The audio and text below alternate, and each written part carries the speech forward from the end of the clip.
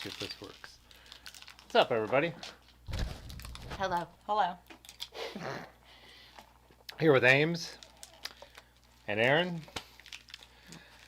And this is a little bit typical last-minute rush for me because Dave's not here tonight to help. But also, he's shooting an event for me tomorrow, so I gave him my camera, and he walked out the door. And then I went to set up for the stream. I'm like, oh yeah, I also use that camera to stream now.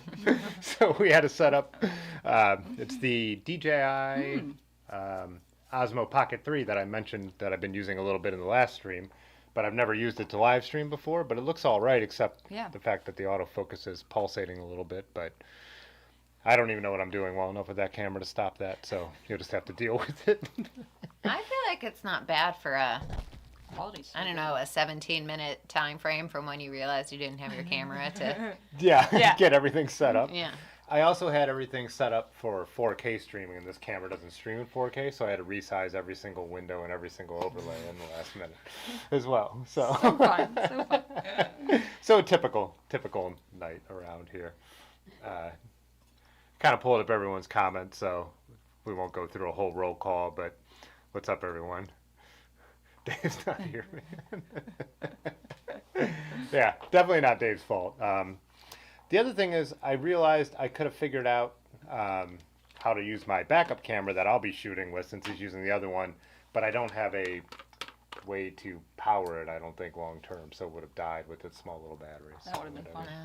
Yeah, anyways. There's some people who are still here for camera stuff, so, you know.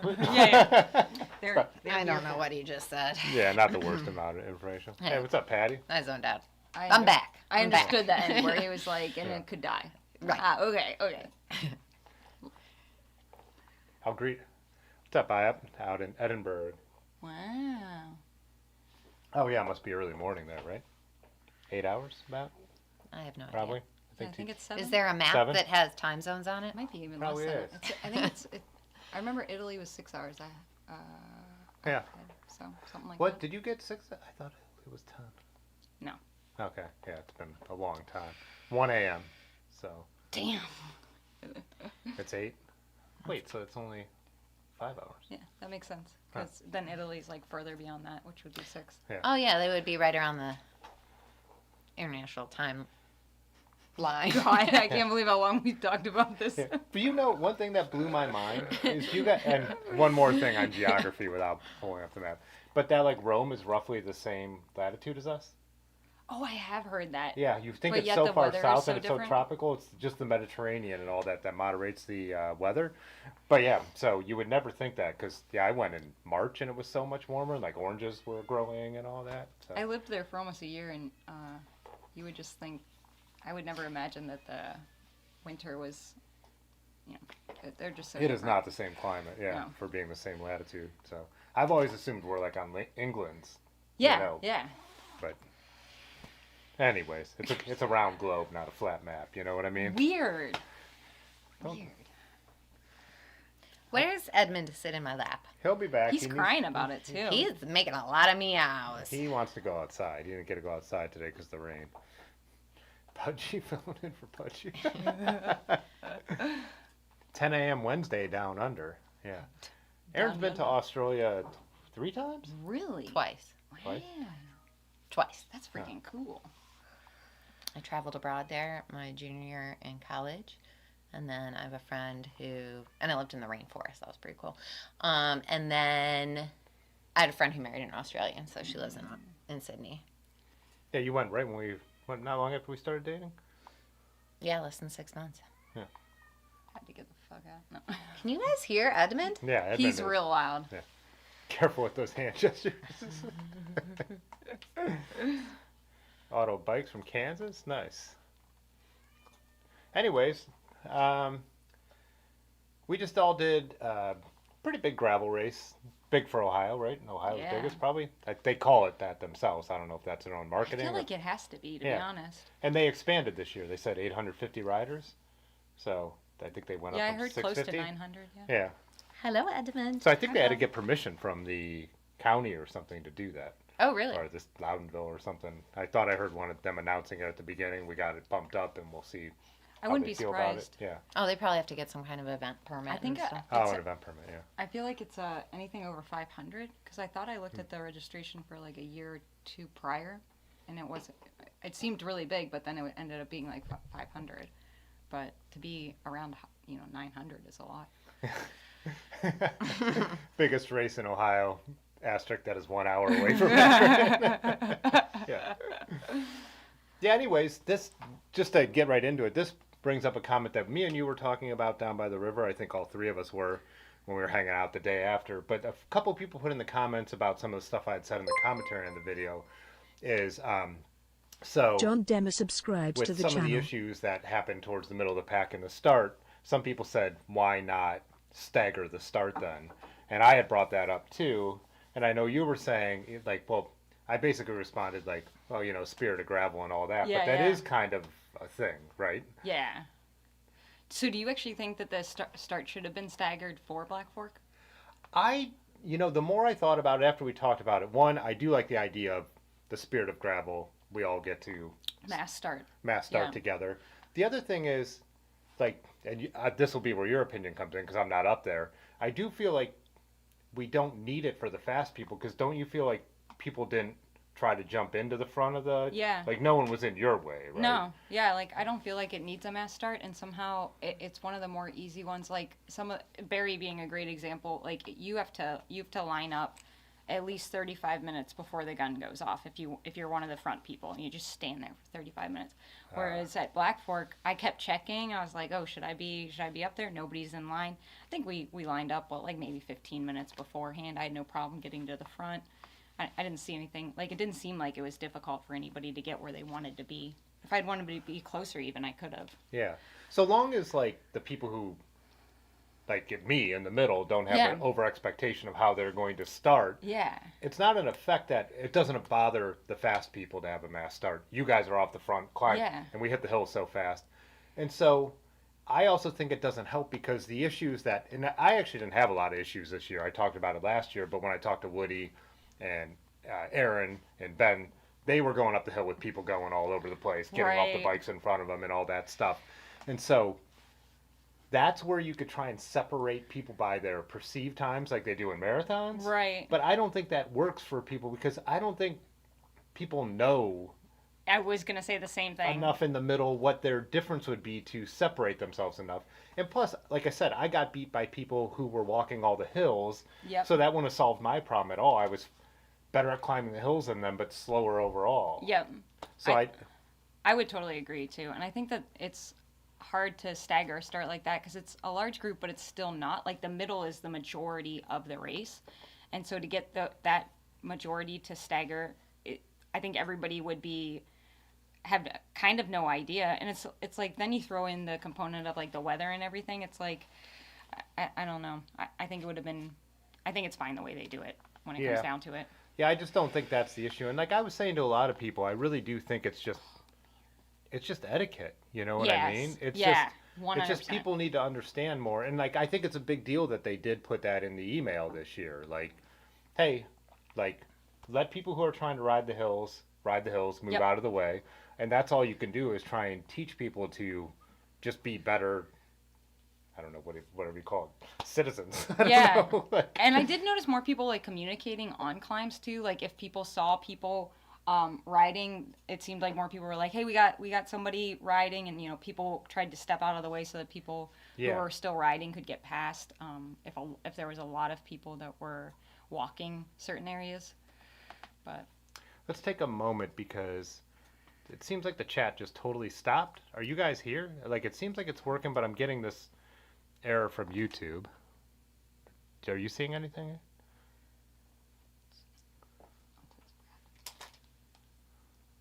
The last comment I see on my phone is the last comment that I see on the screen. But is the stream playing?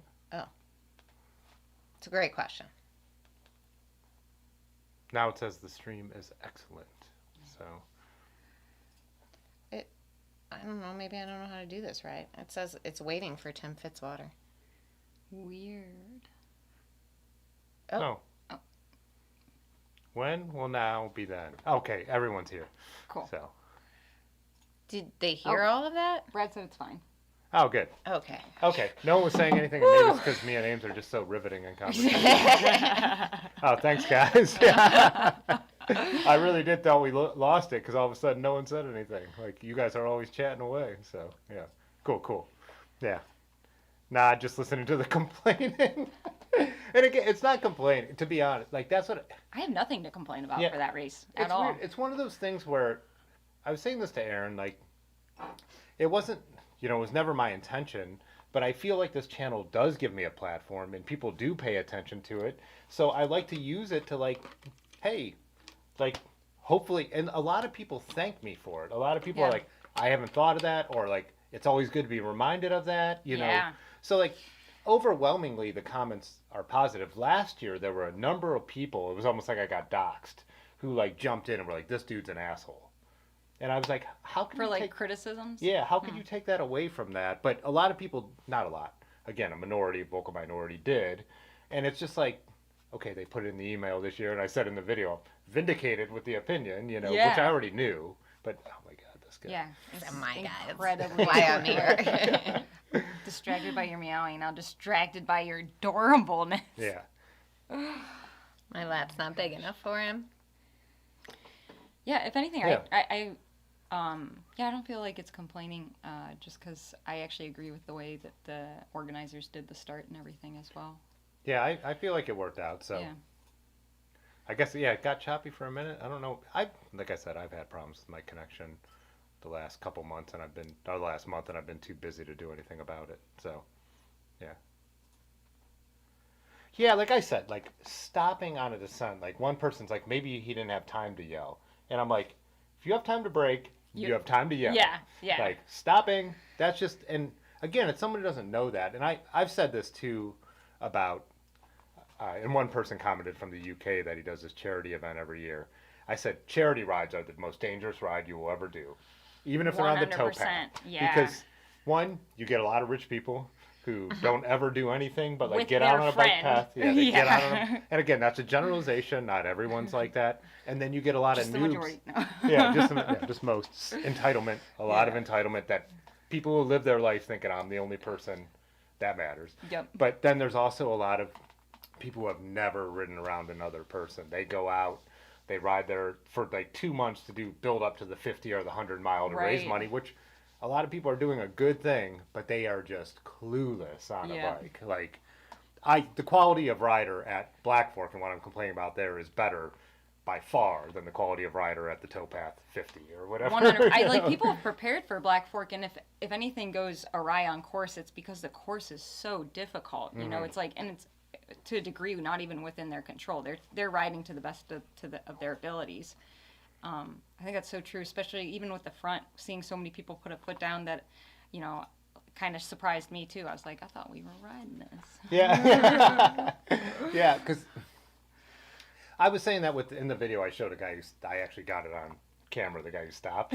And again, he just freaked out. I think it's after the first climb, but maybe it's after the second. We had all that sandy and rocky stuff. There was those big rocks in the sand. And even through that sand, you have to be a little cautious. But you could see where groups have gone through and you couldn't move. You had to go through the stuff. But then it drops a little bit. And it's not a crazy descent, but it's a steep, quick thing. The guy just freaked out. Yeah. And I fully understand. You don't expect that. But you have to, in a group, have enough self-awareness to be like, I can't just slam on my brakes. Yeah. And we were still packed together at that part of the race. So, but yeah, it is crazy because, like you said, you came in fifth overall for women, right? Yeah. And so you're seeing people put a foot down on Blackfork climbs. Yeah. Like I was in that front, especially in the beginning, and not a lot of people. I was unlucky enough to just end up behind one person and put a foot down. But it was towards the top and everything. But that is one thing we were talking about too, though, that I don't think I consider as much the difficulty of being in the middle of the pack. It sounds like where you're doing either the climbs or the descents, and you've got people around you who maybe are not as used to riding that kind of terrain, or maybe haven't even ridden that kind of terrain before, and you see that kind of thing happen. Like that's something that I guess I forget that I'm fortunate to be in a group where like people are bombing it, and I feel like I'm bombing it, and then like somebody's passing me at like 55 miles per hour. I'm like, oh, okay. Yeah. Because people brought up in some of the comments, like, well, it just could be roadie culture infiltrating. And I'm like, that's not so much what's going on around me. Yeah. And, like, the people who are really fast and who might have come from the road scene are going to be more around you. Yeah. You know, Yeah. but those people know how to hold a line. Exactly. And they, you know, like I said, if you're a criterium racer, So you're not. you're never really with the fast people. Me? Yeah. No. Oh, that didn't commute for me till just now. Because I get, like, when the courses come back together, Oh. they all pass me. Let's Oh, right, explain right. this real quick. So, Yeah. the courses come together, 3 or 4 times, but then for one long section, right, towards... The end, right? Isn't the end? Yeah, right before the end of the 30.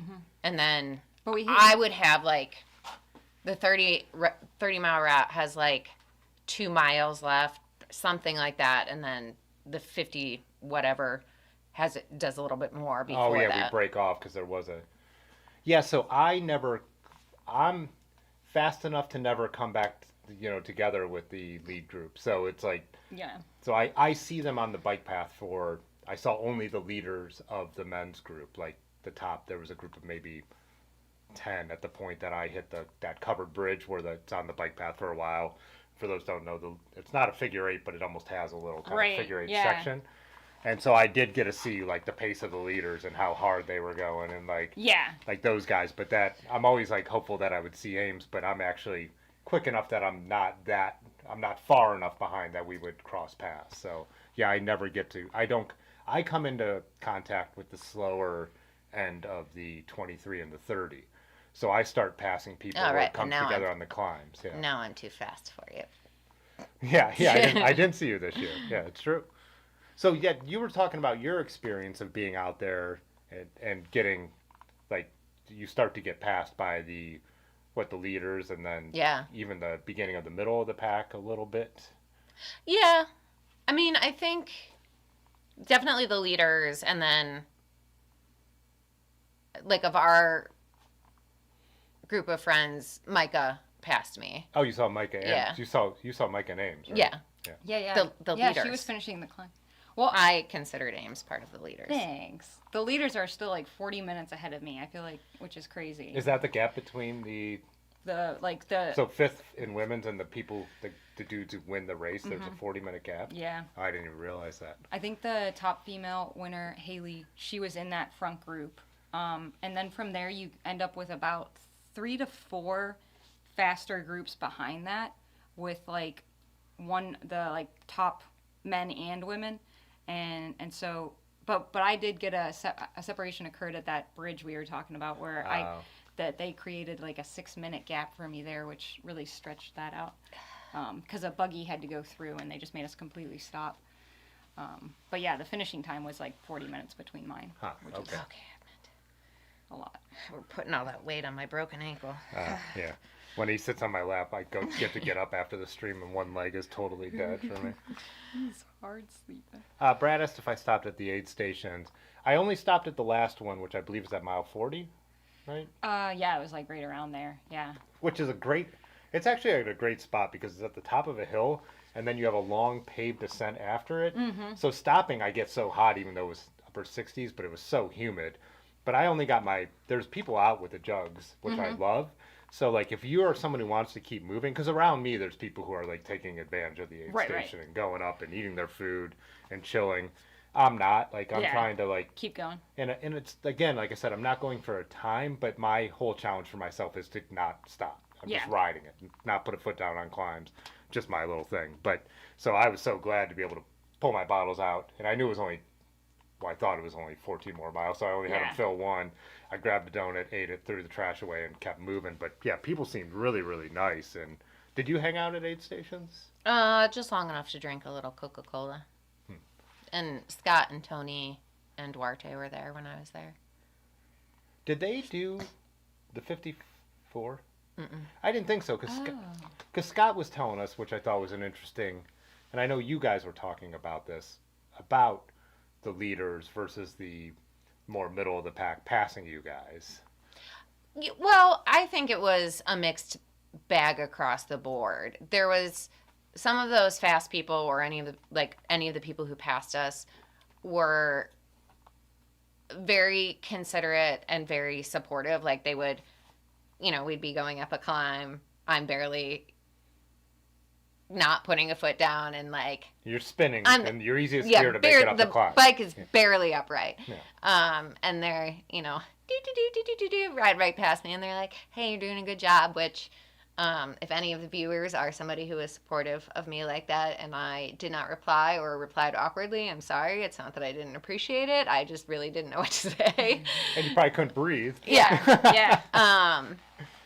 But then there were also people who passed quickly and very closely, not in a, I feel like, disrespectful or particularly aggressive way. I think that's just how they're used to riding, and they don't realize that somebody who's going up a hill or just however slowly I'm going, that's startling at least. Yeah, startling, and I'm probably not a rider who rides that close to other people. Yeah. And then there were just people who were just self-absorbed in their riding. Like I didn't see anybody do anything dangerous, but you could definitely tell that they weren't saying anything when they were going down a descent. And I had that a lot because, like I said, I'm not the strongest descender. I did better than I ever had there. I could tell because I've done it 3 times in my times on Strava. But there were just times where I would be out there like, and I'm not talking about towards the beginning because there were a lot of people towards the beginning still doing the on your left, like coming by, right, left, and all that. Like towards the beginning when you're still in a big bunch, you expect people to be around you. You got to hold your line. That's one of the things we've talked about. And I talked about how I'd even move off to the side and ride a bad line just to be out of the way of people going faster because I'm not racing. So who cares? Yeah. Why hold people up?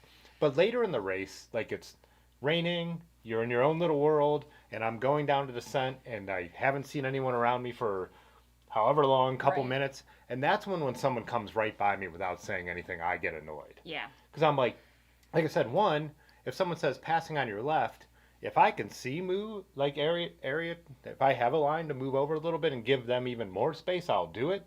And these are crazy descents. Yeah. Like, these are wild. These are the steepest gravel descents you'll ever do. Yeah. And outside of mountain biking. I mean, in a true gravel event. So that's what really annoys me. I was annoyed at Higher Ground Hundo, which is not a race at all. It was pouring rain and it was cold, so I even had a hood up over me. I couldn't hear anything, could barely see anything. And it's like out in the middle of nowhere and like people just come right by you. It's like, and on rough terrain, that's what I was saying. You might need to move a little bit. If I know someone's there, I know I have to bunny hop that hole or keep my line. Whereas if you think you're riding alone, you ride alone. So that's one of my biggest pet peeves is people bombing by you on the descent mid-late race without saying anything. Yeah. Or because I don't always say anything like when we're out on a gravel road and you can see there's no cars forever. Right. And there's someone over here and there's usually 2 like lines that are worn into the road. If I'm way over there, like I don't bother even annoying them saying it because there's 3-4 feet between us. But if you're going to pass like that, you got to let someone know you're there. I just don't get that. Like why people wouldn't think that's something that is valuable. Yeah. I didn't have, I find that very interesting just because the packs that I'm with were usually descending at about the same speed or like staggered enough. Nobody's calling anything out, but that's because everybody's descending at their max speed. We're trying to just like I'll pedal through some of that stuff just to like try to get a little bit faster and catch a wheel on the way down. Yeah. But I mean, I can't imagine if I was going by somebody and they were going slower. Like I imagine that would be super startling. It's crazy to think that. And I think that is a difference because the people at the front are experienced riders and they're used to riding in groups. Yeah. But I did also talk about this last year, and I even asked you to make sure, but I already knew the answer. But I just wanted confirmation because a lot of people are like, racers don't do that. And I am someone who watches bike racing, like Giro d'Italia's on right now. Right. I have it on every morning I'm here. Like, I watch the pros point out water bottles, point out when 100%. traffic circle splits. Like, they all do that. Yep. And I know there's some who don't, and I know all the other dudes hate those dudes. Yes. They're like, oh, it's that guy who's the dangerous rider who doesn't do that stuff. And right? somebody who doesn't point something out and then you hit it, it's like, I think most people, it's like, I mean, I know in the groups I've ridden with and when I ride, if somebody doesn't point something out, one of two things happens. Like, you're either supposed to be watching the person in front of you, and so you would miss the line. You would miss, like, the pothole. But if they hit it, you're going to hit it. And if it's, like, you know, a really bad one, then you're like, what the you know, like, you kind of, like, put an exclamation on it, like, well, you know, like, why are we not mentioning this? You know, somebody, that's a miss on somebody's part. Yeah. Yeah, like, that's not okay. I mean, especially in terrain like that, too. It's like, geez. That's what I always think. And I mean, even when I'm just riding with a group of 4 or 5 friends out on the road, if you're behind people, you just can't see what's coming up. Yep. No matter. Once you get up to, Exactly. even 15 miles an hour, not even Yeah. race speed, like, you don't see what's coming behind when you're on someone's wheel. And then, yeah, I don't know. It's like the same as shouting, like, loose gravel and stuff like that. Yeah. Yeah. Coming Just to a a corner. courtesy. Yeah. Did you make it up? Oh, I wonder. I don't know if it's on the 30. There's that one gravel climb that ends, but then you turn onto a road and there's that paved apron, and that turn must kick up to like 25%. Do you know the one I'm talking about? Man, I do. It's on the 30. It is. Every You year, can go this way or this way to get onto the pavement.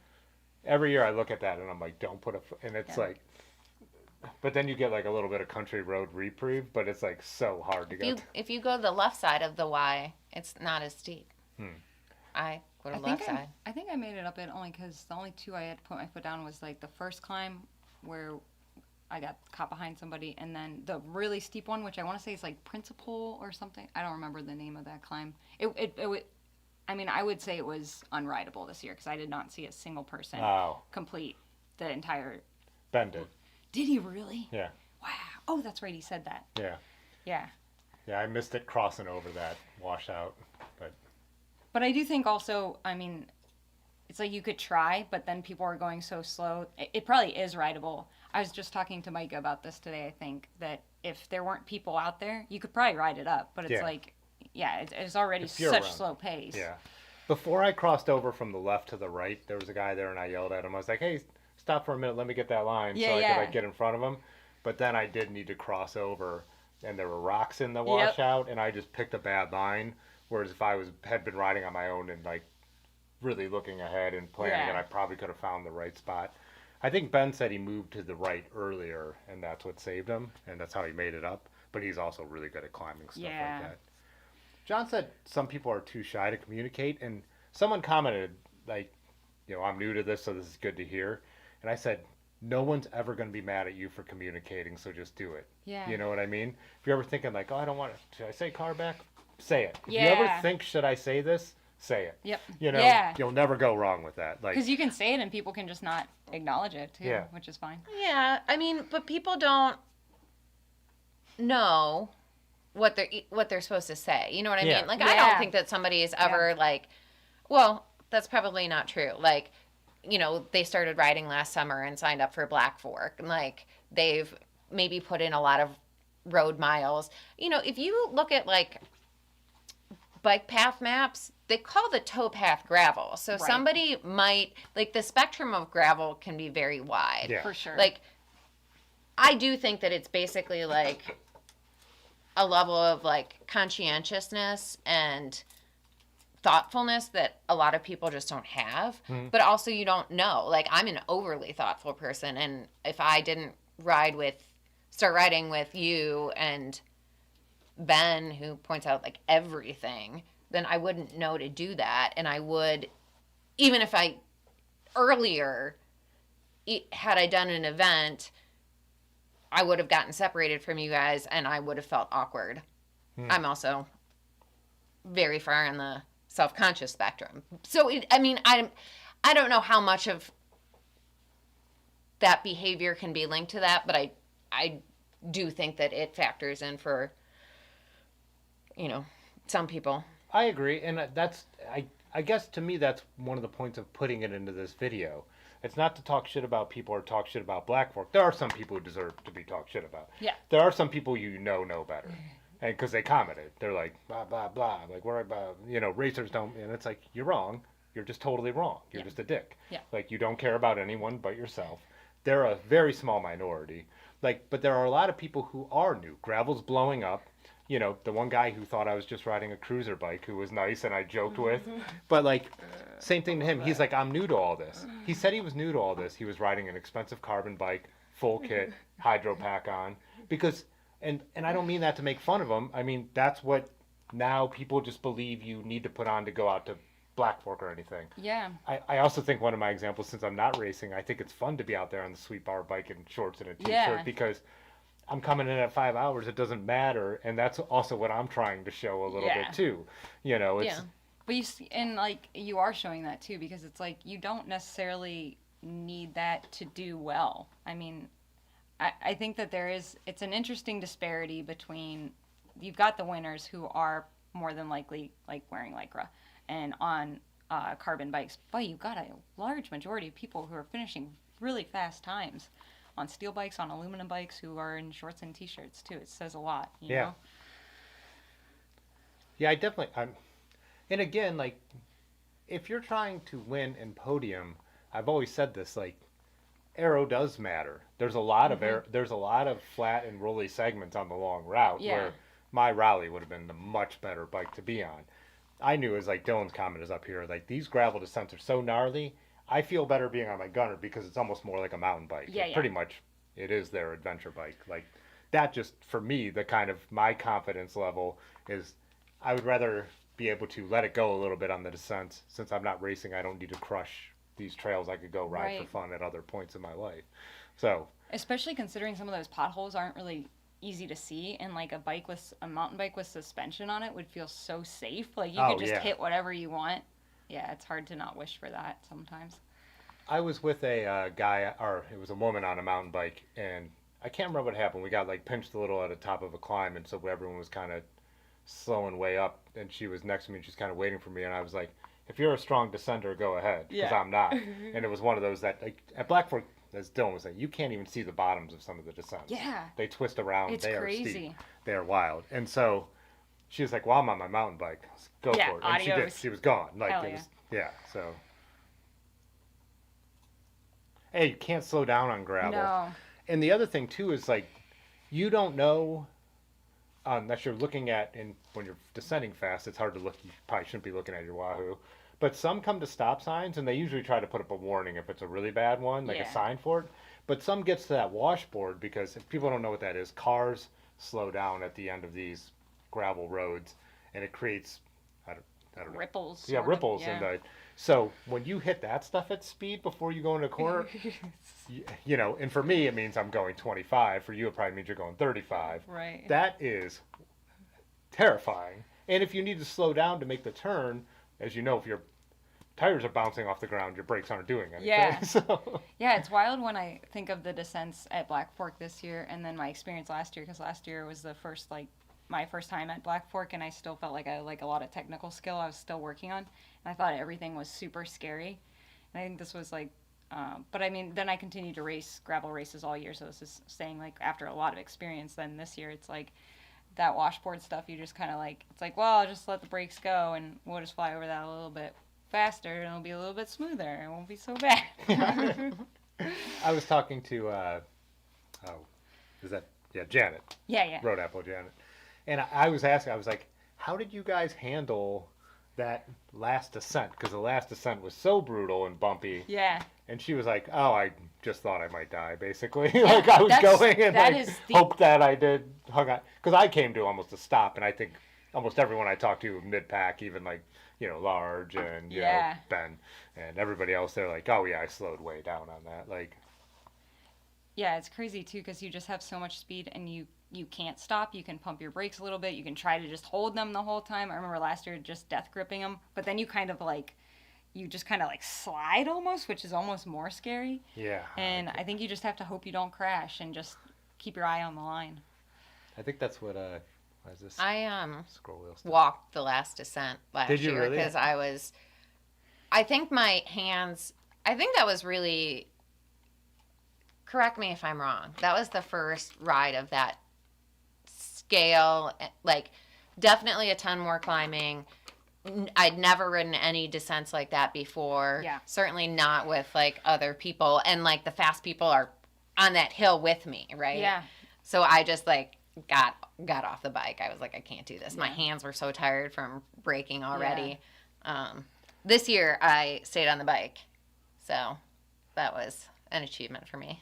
I would have to say, I would ask, and I know this from watching pro racing, but even me just tiring out at the end, descents also become hard because you have to focus so much, and like you said, the just physical if you do want to modulate and all that stuff. Yeah, for you, is it sometimes like does it become tough to descend towards an end of a race because you're like mentally fatigued too, or? Last year, I remember it being exhausting. I was so scared descending, and I do remember it was the final descent that made me say, like, I don't know how I'm going to register for this race next year. I don't know how I'm going to do this. I was so scared. I was just so scared. But I think that it took so much riding all year and then doing all the other gravel races and really honing, like, more technical skills. I don't feel like I was like exhausted by any of it this year. It was the first time to do a race like of that caliber and feel like just very comfortable out there, and comfortable with my skill level. But I did not feel that way last year. Last year, I remember like feeling like my hands were even fatigued and I couldn't grip the brakes hard enough to stop. I wanted to like, I was hoping to fall into a grassy bush. This comment by Brian. So I'd say I'll break this down into me, like why go do a race for someone like me, or probably someone like Erin, who you could answer for yourself too.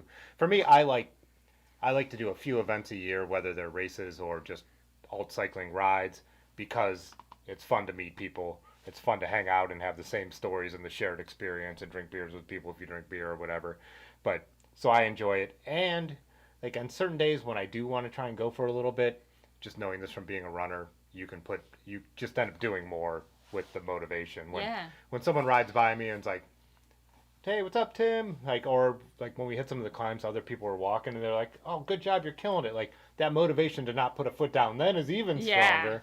So I enjoy it. And then I would say, not to speak for you, I'll let you answer, but competition is fun for certain personalities. Yeah, I love competition. That's such a hard, like a easy but a hard question to answer because I mean I just love racing. I love everything that comes with the competition. I love training for racing. I love the criticism that comes around racing, the training that you have to do and how much you have to learn and how much you have to learn from other people, and I love how hard it is. But in competing, especially last year, and then it goes back to like exactly what you guys were saying, which is like the environment and just everything that comes with racing. It's just like that, but it's like feels bigger when I race. Like that, I've gotten to know more people, like different groups of people, other teams, and I just think also as a woman, it feels really, really motivating. And I'm most motivated by the other women who compete because I only hope to be as strong as them. You know, like the women who, all four who placed above me are like the people I look up to the most. So that's really like what drives me to continue to compete. I would ask you this, Erin, because when you had come to a number of events, you had done Road Apple, which people race, and there are racer vibes there, the drop bar, spandex, and all that stuff, but it's not the level that Blackfork brings out, obviously. It's still a smaller event, and we have a lot of friends who show up to it because it's so close to Akron. But we had done stuff like Nutmeg and Hodag, these camping group events that there's no podiums, there's no awards, everyone's riding together, people are stopping and eating, people are stopping at breweries. And I know last year when you did Blackfork for the first time, you had kind of mentioned how you were surprised because it was such a different element of the cycling community. It was so much more racy, and like I said, even around the people who are new to cycling, so many of them are still like, oh, this is a gravel race that they had trained for, and they show up in all their stuff even if they're riding around me or behind me. No offense to that, but just is. So to ask that question, why did you come back and do it this year? That's a great question. I don't really have an answer. I know that I registered right away. I think I felt like I needed some motivation at that point from the doldrums of having a broken ankle. But it's weird because I don't, sometimes when you do these events, like you and Ben ride together and like, Ames is motivated by competing. I'm just out there hoping to survive and riding by myself. Yeah. So I don't know why I do it on the event day because I also don't necessarily like to meet people. You hate people? It's a great question. I don't know. I'd like to meet the ones fun. around me. That's so funny. I do think there's an element. I think that you could say though it also brings out all your friends, and we don't plan stuff as broadly as stuff like this. So we're also talking to Scott and our broader group of friends is all there, right? I mean, I think that there's. I don't really get FOMO, but there's an element of a challenge to it, and I have, for example, expressed I'd like to ride the longer Road Apple route, which I never have, and you're like, you should ride Road Apple at Road Apple. Like, you're unwilling to go ride the 50 whatever mile Road Apple route with me because you've ridden it multiple times and you do it every year. Yeah. So my only hope is to become a strong enough rider that I can ride it on Road Apple Day. I would definitely go back and do, like you mentioned, going back and doing Blackfork in the fall. And I would do that because I would also, and I bet you would like to as well. Oh, yeah. Go back and like enjoy it. Like actually look at a midway stop, maybe modify the route to sit down and eat lunch somewhere because it's beautiful out there. And like, it would be fun to go out and not be huffing and puffing, and like, I don't know, you're going to do that no matter That's what. what's fun to me, though. I love going out there and just like, I would want to go back to see if I could do the course faster by myself. Yeah. I do think that But you do go on social rides. I do, as well. yeah, and actually that's like to the point of one of the comments I saw where that like they were saying how races are where all their friends, how they meet all their friends. Like for me especially, I feel like that's where like all my worlds collide in the best way. It's where it's like one of the few opportunities I have for like my Akron friends and my team friends and race friends and train friends. They're all there, and it's just like that's the most fun part for me. I think that there is an element, like, even though it's a group event, I do enjoy, like, riding by myself and kind of like what you do, like, how well can I ride this? Because I don't know, it might be an experience. I attribute it to significant people-pleasing tendencies. Like, I will try to match somebody's pace, and then when I'm riding with other people, and then wear myself out, and then just can't ride anymore. So, like, the only time that I can really push myself is if I am riding by myself because I always control the pace. And so I do have the opportunity to go out and ride it. I don't think I rode that as hard as I could have this year, but I did want to survive and, I don't know. It seems like it's like you almost get to have it be as social as you want in that social of a setting. Too. Yeah. Yeah. Yeah, I don't know. I obviously do like the whole event experience and stuff like that. I only want to do them every so often, but I do, David was saying, he's mostly competitive with himself. But I also do find, just like a lot of people, when you're yo-yoing with people, which probably happens a little more in the middle than it does when you're like kind of riding with a group. Like at Road Apple every year. Once we turn onto the Headwaters Trail, because the Road Apple finishes on there's 4 miles of bike path. Yeah, something like that. And the conditions are always different because it's a crushed limestone, so it could be kind of icy, it could be really wet and slow, so it really takes effort to push through that. And then you turn into town and you have like a half mile. Everybody who's been yo-yoing is racing each other. Oh, yeah. I don't care what you say, like we all are, at least even in the groups I'm at that point. And I get a kick out of it. Oh, yeah. I do have a competitive nature, obviously. It's in general, it's usually with myself, like PRs and stuff like that. But there is an element that, I'm never going to PR on the Headwaters Trail alone. I'm going to PR on Road Apple Day when I'm like that guy who I beat on every hill but caught me on the descents I was weak on. I'm like, now I'm going to try and get him. Yep. You know what I mean? And he's thinking the same thing. That dude's behind me, breathing down my back. I don't have any of that. I want that's to not ask your people to ride off and leave me alone. Please get out of Yeah. my way quicker. Plus, misery loves company. Yeah, and like I said, that is the after. Everyone telling their story after Oh, the race yeah. is just fun to hear what everyone else was doing. So Yeah, that's some of the enjoyment of Blackfork. It's like we all know it's so gnarly. Let's all go talk about how gnarly it was. yeah, and that's what I said. Survived. There's no one who finishes Blackfork that had an easy day out. Like Yeah, you can't. yeah. You can't go ride that easy. Like even if we go ride it in the fall and we drink beers and go to a restaurant, it's still going to be an exhausting day Yeah. because you have to climb all those steep hills. I feel like, Ames, I heard you saying something to somebody, and I feel like I heard somebody else saying it at some point, that the 30-mile route is tough because it's just hill after hill. Yeah. It's more feet per climbing. It's more climbing packed into the ratio wise. Yeah. Whatever the word is. Yeah, it's crazy. Because we have a lot of flat on the long, not a lot, but there's the bike. Isn't it 1-to-1 on both? What did the 34 end up with? Yeah. Because ours was what? Was it 6,000? Just about 6,000. Yeah, this did end up climbing. 1-to-1 this year. Yeah, because they added those couple extra miles, but it was like all climbing miles. Yeah, I know. And then even that like busy road section was windy as hell, so it Yeah. wasn't like a reprieve. I said it in the video, but a group passed me, and they were doing a couple mile hours faster than me, and I hopped on that wheel, and I'm like, Yep. you'll be way better off hanging on to this than you will be out there alone in the wind. I'm also interested. Micah had made a comment. He said that the descents weren't as were easier this year, and I'm kind of glad to have seen that because gravel gear. I definitely felt that way as well. And I don't know what made them less difficult this year. I attributed some of it to technical skill, but like it also just seemed like the gravel was just a bit different, and I don't know if it was because. I think last year it did not rain at all leading up to it. The weather I remember it was amazing that day. It was super dry, sunny. Yeah. And I wonder if the descents weren't as difficult because some of the ground had absorbed that water.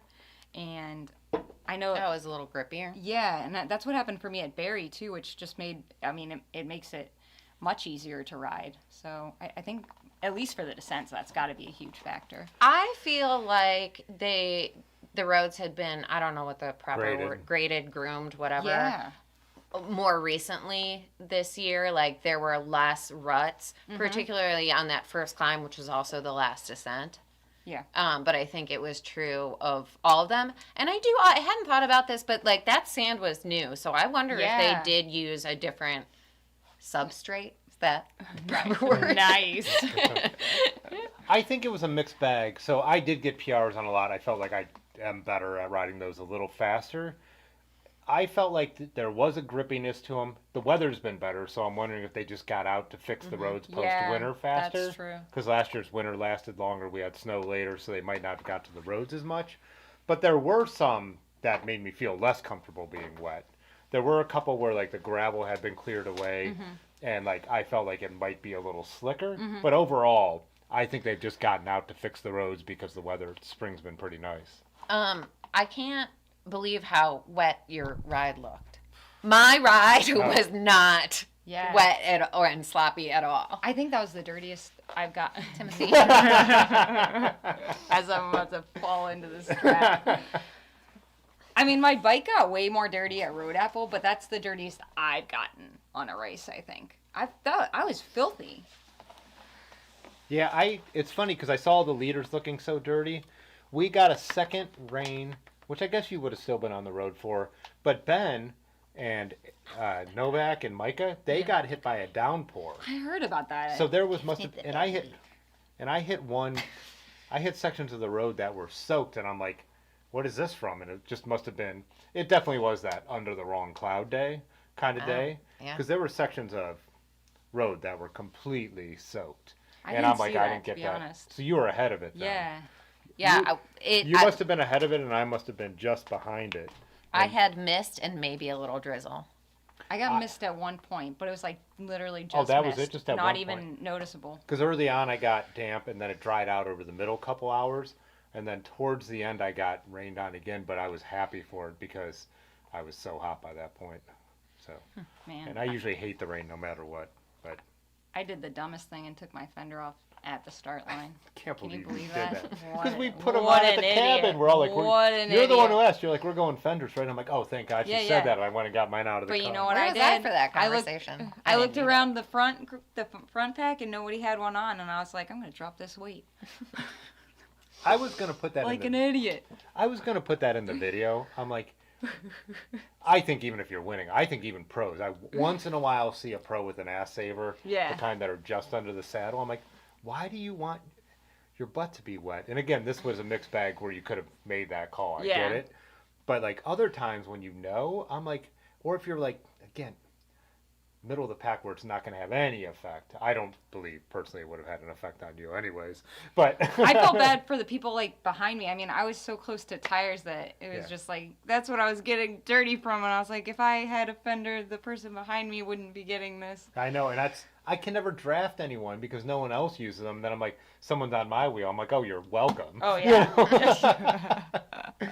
But I still appreciate having it on because really I don't have that line up my back at the end of the ride. And yeah, Stephanie just said that Headwaters Trail stays soggy all winter, but yesterday it was fine after the rain. Yeah, it's that freeze thaw. The towpath is like that too. When they freeze thaw, they're the worst. But once it gets warm enough and it rains, it kind of runs off of them. But Yeah. those kind of crushed limestone trails. And I'm sure gravel's pretty similar. It's probably way worse in the winter to go out there if it had been below freezing overnight and then got warmer the next day. Look at this baby. This guy. They can't see him. They were only able to see him when he was on your lap, huh? Give him back then. Hammer. That's Give him back then. James's turn. Yeah, my turn. Okay, fine. My turn. Did you go over here, Yeah. Edmund? Oh, you just a baby. Oh, you just a baby. You need the knee up so you can. I don't know why he loves being down here when we stream so. He just loves the basement. Brad hates me right now. He put his head in my hand. Oh, the Edmund. Oh, baby. Wouldn't you say, so we talked about charity rides and races. I would say there's still an element of, like, and again, I think it's ignorance, not even willful, but even at some of the alt cycling events, like being at Nutmeg, you know, there's people with hits those Ronnie gnarly things. Yeah. And I think to me, that's what you should expect. You follow his social media, that's what Yeah. he does. But there are a lot of times like me and Brad sit at the top of a hill we want to ride down and we just wait because people are hopping off to walk and they've jumped on the train from New York City and they just are out of their element. Yeah. So I just want to be clear that it's not just, because a lot of people are like, it's just roadie culture infiltrating gravel. And that's not the case. I mean, there is some of that always. But that any event has people who are just in over their head and just, one, either need to be taught or two, should do a little research on what they're getting into. I think that's a really good point because I felt that way at Nutmeg. I was the one out of my element. I was super pissed off. I was like, oh, yeah, this year. yeah. At one point, I told Brad I was not going in the woods again. I'm not going in there again. It took us, like, I think I timed the last segment of, like, woods we had gone through. It was, like, a 1.3 miles, and it took us 54 minutes. I was Oh my God, so you would have upset. hated our Michigan trip. Yeah. I really, and I had to have like a whole breakdown, and then I was just angry after it, and then we had to hike our bikes up that big stone wall, and that's why I was like, and this is why I brought a carbon bike. I should show, just pulling up a little of Nutmeg because it had been torrential rain all the day before, all night, and then right into the start of the ride, right? Oh, yeah. The start was actually the start was 100% way more enjoyable than then. But then it got insane with the puddles. It was riding through feet. It was just riding through lakes. We were Yeah. just riding through ponds. I was loving it. Oh yeah, these climbs. Yeah, You can't tell it's the soup. Like you can tell by the way my bars are moving, but just trying to get up these crazy. I got real angry around here. When you went There's off. Brad. You went off with Terry B's Alex. friend Alex, yeah, ETV Media, and you guys were like out there like hammering it, and he's like winning races out in New York Yeah, right he's now. killing fast it as in the hell. crit circuit right now. But it was so funny when then we caught back up to you because of this stuff. And Yeah. that's like me and Terry and Crop Top and Jeff Best and stuff. And at that point, we're laughing our asses off, blasting through the puddles. And I was like, "What's up, Ames?" And you're like, I was so so pissed. miserable.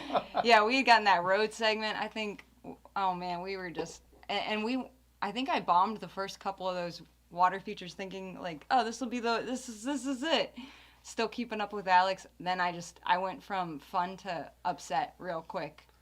And yeah, that was right about the end of my fun. Yeah. It was an absolute wild. Oh, I love that brewery. Yeah, Little House. And then for Halloween, they changed it to Little House of Horrors. There's the guy. Hey, bud. Yeah, that's when we ended up running into all the New York dudes, and then it got wild. Everyone was in for a good time. Yeah, that was super fun. Did you? I feel. Oh, go ahead. No, you go ahead. No, talk about events. I'm going off.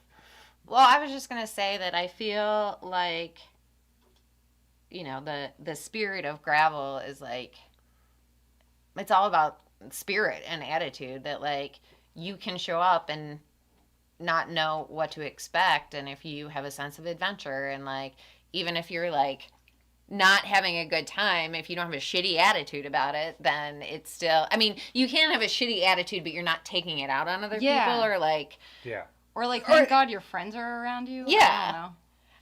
I mean, I don't know. But you just said perfect description of New England. I was having fun until I wanted to hurt someone. That's like a lot of the mountain bike trails we did out that way. I guess I was lucky too that Brad enjoyed it so much, and I think at one point he told me that when I had said that I wasn't gonna ride in the woods anymore, he's like, I just had to let her go get it out. He's like, because we weren't gonna be going anywhere else. Was it just that you didn't expect it, or like would you take a different bike and do it again, or?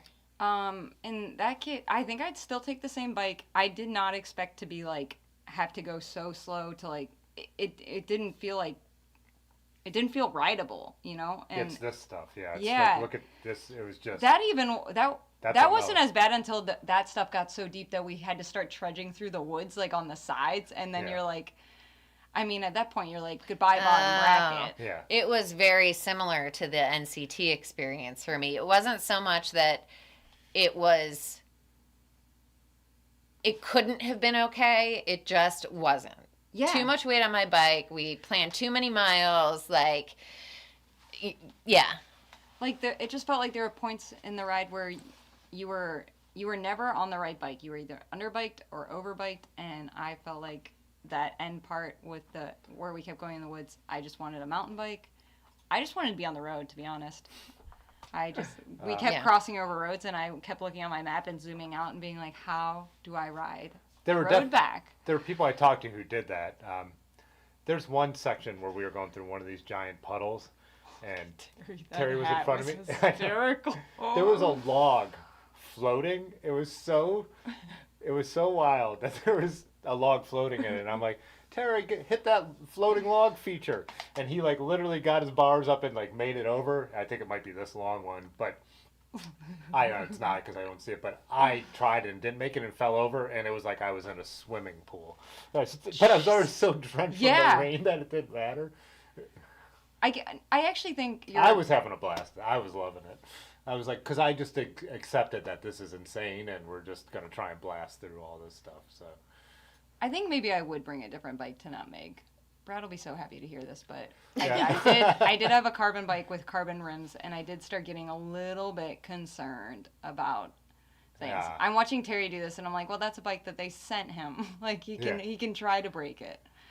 I was not trying to break my bike. Yeah, that's your race bike. Yeah. You probably would have been better on your all city, but even that wouldn't have had that. God, I did not want to carry that bike up all that shit we had to carry it up. How much of this route was the route from last year or 2 years ago? This had a lot of different stuff on it. Yeah, the 100 had a lot of last year's route on it, which is why I knew I wanted to do this one even when you weren't going to ride, because it was mostly going to be new. It was the other side of the river. You all wonder. why we're all so pissed all of the time. I would be angry all the time. Yeah, hell yeah. And of course, crop tops on a fix. Monster cross bike. God. I think this is fantastic. it's either Jeff or Andre, Terry's friend, right there when he's doing that. He's like, "There's always got to be one."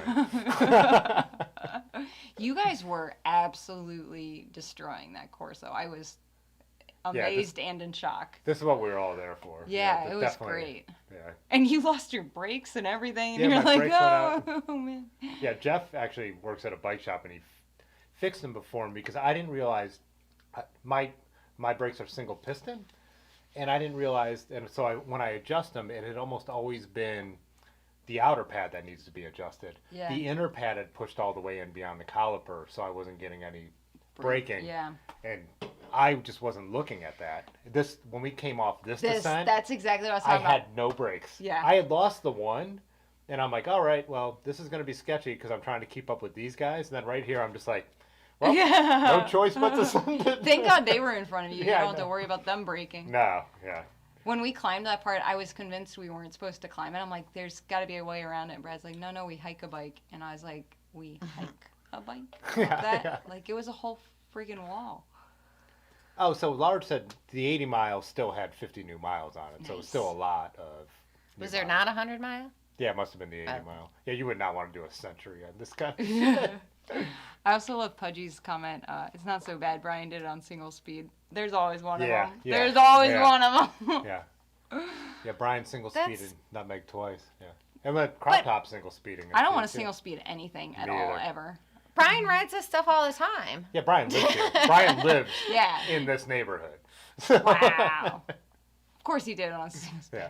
For Probably- those who got Yellowbird Threadworks, who does the stem caps, used to Yeah. do more bags and stuff, that's Brian. He lives out here in I Chester. didn't realize he lived there. Yeah. Hi, Brian. Yeah, single speeding it. Did you hear what happened to Crop Top? Yeah. Well, Oh. only that he lost his foot. He got hit by a truck and he lost the bottom half of his leg. Yeah. He seems like he's been in good spirits, like from his posting, and he said, Yeah. thanks for all the support, but he's posting the rehab stuff, and he's like, with the prosthetics they could do now, I Yeah. can't wait to get back out and riding, so, yeah. Good. That's great to hear. When we were at Barry, they had a whole category for riders who had some kind of like physical, is it fair to say physical disability? Yeah. Physical disability? Yeah. And the top 3 winners had 2 of them were amputees, foot amputees. Oh, okay. They were killing it. Their times were incredible. The New York crew also partied real late, Real hard too. and I was obviously there. Hanging out. Yeah, single speed, falling in love with yours. Like I have a single speed, but it's a commuter. Like I do not want to do this on nutmeg on a single speeder. I saw only one this year at Blackfork, but I talked to a guy who saw someone crush it last year, and then when I did higher ground, which is 72 miles, 8,000 feet. The first year, there's a dude from Pittsburgh who did it on single speed, and I was just like, oh my god. I borrowed somebody's single speed for one of the CX races I did, and I would do that again. That was Oh, cross? Yeah, I could see that doing was- cross on single speed. it was I think genuinely easier on the single speed. How would you say that, Erin? Is that Soij? Why would I know? You're smart. Smarter than us. Good meeting you at Nor'easter. Look at this baby. Oh, you just I don't know your screen name, so yeah. But I'm sure it was nice meeting you too.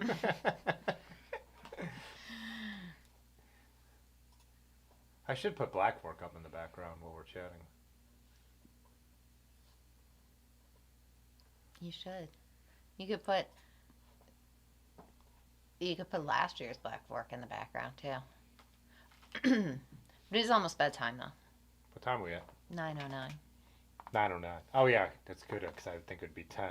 But Yeah. starting at 8 is nice. I just don't want to make that a thing because in the summer a lot of times I'm riding Oh yeah. when Yeah, it's not nice even out and the dark sun's yet. out. Yeah. Oh, Dave's here on Tuesdays. There were You don't 8 ride on single Tuesdays speed Oh, you're because right. Dave's here. Yeah, that is kind of a. Yeah, that's right. Micah just mentioned there were 8 single speed riders at Blackfork, and the Rick won with a crazy finishing. Oh, that's. This, yeah. Did And- Rick tell us he single speeded it? Yeah, because I remember No. saying something. Excuse me. He also Dog passed. Rick. He Dog also Rick. passed me twice. I think I noticed when he was riding. So Yeah, didn't he say? that man has a shocking amount of energy to me. Utterly shocking. I He was able to like he was doing he was like finishing the climbs and they were still like kind of rocky and then he'd be like stretching and I'm like, bro, I would like I'm just watching, I'm like, I'd fall off my bike right now. You're still at the point where like I'd still fall. It's so incredible. But he races everything, man. I think he still went to Tuscazor the next no, Vulture's Knob was the mountain bike race the next day. He and a bunch of those people still went the next day. I even bailed on that. I was done. Yeah. What? Well, he was talking about the race the week before where he hit a tree, got a concussion. Yeah, that was it. I mean, you could see he had black under his eyes when he's talking. We were in the food truck line together, the barbecue after the ride, and then his friend was like, "But you still finished that, didn't you?" He's like, "Yeah." Why not? Edmund, you are. It's fine. So, from the Blackfork, Randy Hale. What's up, Randy? Dylan was just saying that he just redid his cables because his braking has never been the same, and my shifting now is so bad on the gunner, and I think it's all from all the fall stuff we had done, nutmeg and all that, and I'm thinking I'm gonna just do a full replace. I tore down the bike a lot and cleaned everything, but I think it needs all new cables and housing from a whole week of being higher ground. We were underwater the whole time, and then we did all that mountain biking, and then nutmeg where it was just like completely soaked, and then winter. I just think it's time for it to be. I Yeah. was thinking Do maybe, you think your bike might need some love after that sequence of events? Yeah. Weird. I also think I might do pink cable housings on that to match my pink generalized sticker. Oh, I think that looks Randy's comment. pretty cool. I would like to meet somebody who didn't replace their bottom bracket after nutmeg. I certainly did. Yeah. Where was that? You were just on it. Oh, right I had there. it up there. Yeah. Yeah. I was gonna. Oh yeah. Who was? Because I forgot. Was Sean the specialized rep? Mhm. All right. Yeah. Berkey. And he's really fast. He's Yeah. like a serious racer. Mhm. Yeah. Yeah. He came up and said, "What's up?" I think that was before at the start line. We were chatting for a while, but I rode with 2 of his teammates. I don't know them, but yeah, they're a great team too. Strong team. what team is that? Oh, just specialized. Is it? No, No, because I can't remember. Specialized factory team was. Yeah. Peter Sagan. Yeah. I was just hanging out with them. Yeah, Yeah. Oh, Micah just said Rick's finishing time was 3:43. On I a think single that- speed. Yeah, I think that's just. I think my finishing time riding 30 miles was 3:30. So he rode 60 miles on a single speed. 10 minutes slower than I did. What was your? Were you 3:53. 3:50? So you were under 4 hours. Yeah. Yeah, Micah, Ben, Erin, and Woody, they were all in Oh, the do it, do 420-ish. 4:20. Yeah.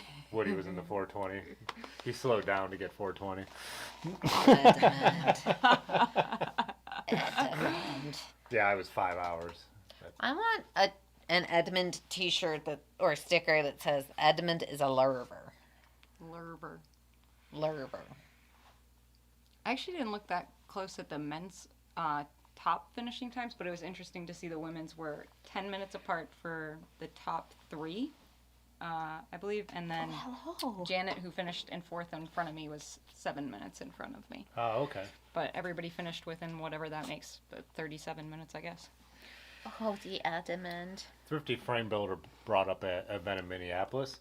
We wanted to get out there. I really do, because one, there's a ton of people from the channel or from Minneapolis just because the bike scene's so big and the city looks so cool and the cycling infrastructure and even around it. But even when we went out to Hodag, which is run by Jeff Fran, who lives in Minneapolis, it's still it's a hike.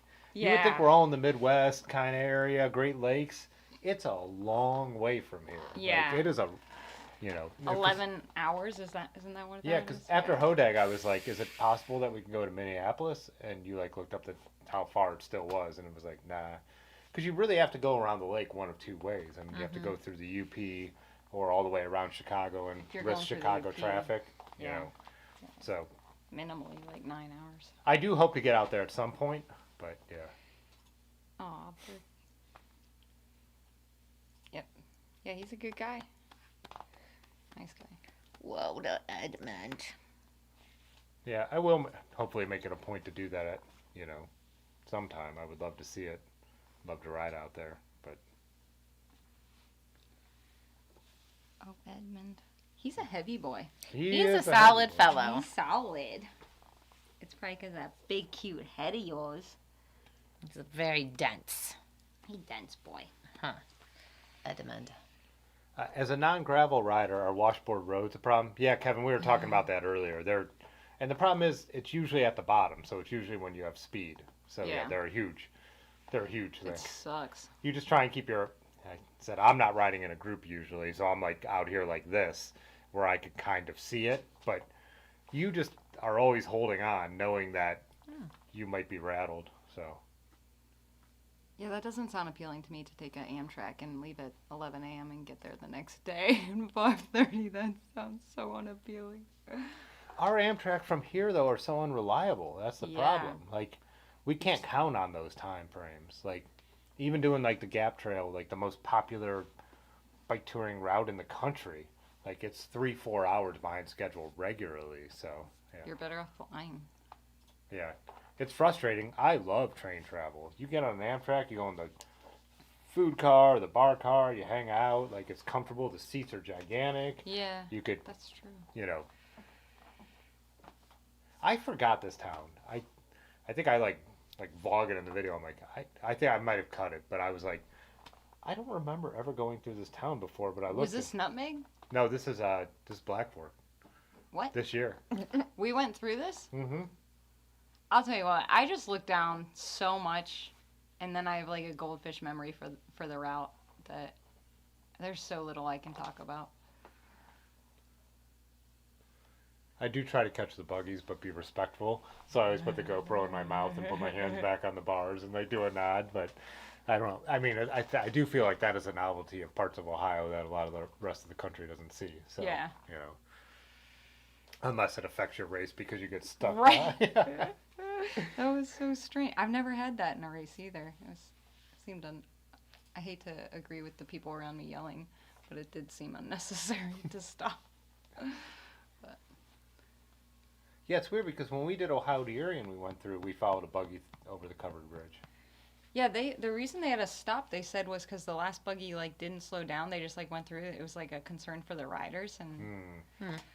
Plus, we'd go on the wrong side, which towards the end of the bridge you split and you cross over. Yeah. So that could be, I think, a factor. Yeah. But. Oh. Should we go a little deeper in this, just real quick? Oh my gosh. So not after the race. I'm gonna. At Packet Pickup. I think, this is something I wanted to talk about. I'm not even gonna lie. I just didn't want to waste my time in the video on it. But like the night before. So you want to waste my time right now? No, you're involved in this. Did you get anything at it? Yeah.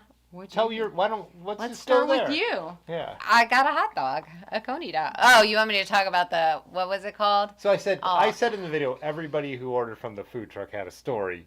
You were the first. Novak was the second. The hot dogs. What? It was like called Texas style pork tenderloin or something, and I was like, oh, what's Texas style pork tenderloin? And the guy tried to describe like pork tenderloin to me, and he was like, like a pork tenderloin, if you know what that is. And he was like, I don't know. It says Texas style pork tenderloin on the box, so that's what I put on the menu. And I was like, I'll have a hot dog. And then before that, his partner, wife maybe, goes. The Texas, I think it's just bigger. They called it, and that's probably true. That's like the. That is the branding that like this level of food would do. Yeah. It's a Texas one because it's bigger, and it still only costs you 50 fucking cents because it's trash food. Yeah. Like, So if I had not been hungry and if I had been able to better prepare myself for a trip, I'm working on a big grant right now, and so I didn't have any food plan for this trip. So I was hungry. I had no alternative plan, and I had been wanting a hot dog anyhow, so I got a freaking hot dog. But otherwise, I would not have gotten anything. so I ordered the burger, and it comes out, and it's in like a fun shape. like this is like a kindergartner's like hamburger, and the cheese is not even melted, and it's just like at the least you're making a cheeseburger, you could put the cheese on at the right time, right? And we weren't in a line. A group had just walked away. There was no one behind us. And then, so what was Novak's story with it? So our friend is truly glutarded. What is that Yeah. actually called? Gluten-free? Gluten-free, but he actually has the disease. Oh, 'Cause some celiac. people- Celiac. Celiac. Yeah. Some people have gone gluten-free because it just affects them weird. He's been celiac his whole life. He's never drank a beer. He's never eaten bread. He knows that it just destroys him. So. Yeah, I know. Because I ended up ordering what he ordered, too. Oh, okay, yeah. Oh, you did? I Yeah. didn't So know what that. was this? Yeah. It was shredded So it chicken. said Okay. shredded chicken on the menu. I even asked. I'm like, shredded chicken. I'm like, can I get like barbecue sauce on that or something? She's like, yeah, sure. So I order it and I'm eating it. And I'm like, this tastes real weird. It has a real specific flavor to it that is not chicken. And it's also like falling out of the bun. And that's when I talked to Erin. And I had determined it was stuffing. There was stuffing in with the shredded chicken, and he had ordered it, and they handed him it in like a a dish without asked the bun. without the bun, 'cause Yeah, he's- and he's like, "What is this?" And they explained that it was in fact stuffing that they had put with, and it was not shredded chicken. It was like.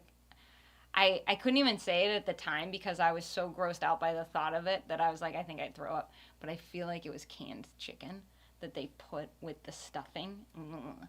And they handed that to him, and he's like, what is this? And they said it was stuffing. He's like, I just said I can't have bread. Stuffing is bread. Yeah, Like, I just told you I can't have bread. Like don't call it shredded chicken either. It's Yeah. just like chicken casserole or something. Yeah, it was exactly like the low end, most basic of fair food. Like it's not what you think of in 2024 as a food truck. No, it was But they were still awful. also kind of charging food truck prices. Oh yeah. Yeah, I They paid wasn't cheap, and that's why I $6 for said in that the video, stupid I'm like, thing. and I can't remember who said it. It was either Erin or Micah or someone. They're like, these aren't, so that's what the line I used in the video, and that was all I said. But I'm like, these aren't people who care about food. These are people who care about making money from That's food. what Brad said, yeah. And Brad, Yeah. it was probably Brad's line, and I don't know. Like again, I don't want to like everyone's like, you can't kick it on any local business, and it's like, no, this is the wrong place for them. Yeah. Like, this is the wrong place for them. People are like here, like going out to do one of the hardest rides in the region tomorrow. Yeah. Like, this is not cool. And again, like I said, this channel, people watch it now. I never expected, but it does give me a voice, and I wanted to call that out real quick without Well, wasting that was time. horrible. I don't remember if it was yesterday or the day before, but I happened to be looking at the details for the Grinduro in Pennsylvania. You should go to that website and read what it says about the food. But basically, the entry into the event covers breakfast, lunch, and dinner on Saturday, the day of the ride. And like the message is, we believe that like what you're putting in your body is going to affect like how well you can ride your bike and your experience at this event, and so we're going to feed you well. Yep. I've looked into Grinduro as well, and not to mention that's also a race that is like for what you're paying, what you get seems really great. I haven't done it before, but I think it's $230 for registration, includes all your nights of camping, 3 days of stage racing, and all your food. That's Yeah. incredible. Should we do it? Yes. Okay. Yeah, we're talking. The Joy Machines guys loved the PA one, and then I watched Dustin Klein's video on the one out west. That's who got me into it. There's one in France. you want to go to that one? Yes. Yeah. And there's so- one in California. You know what? Grinder could maybe send us some free registration. Yeah, Chris, also, like, bringing your own food, like, Micah brought his own food and all that. I had forgotten that was the truck that was there the year before, and, like, you looked at it and you're like, nope. And so I had read that I was food truck prepared the night that year. before, and we were all going down.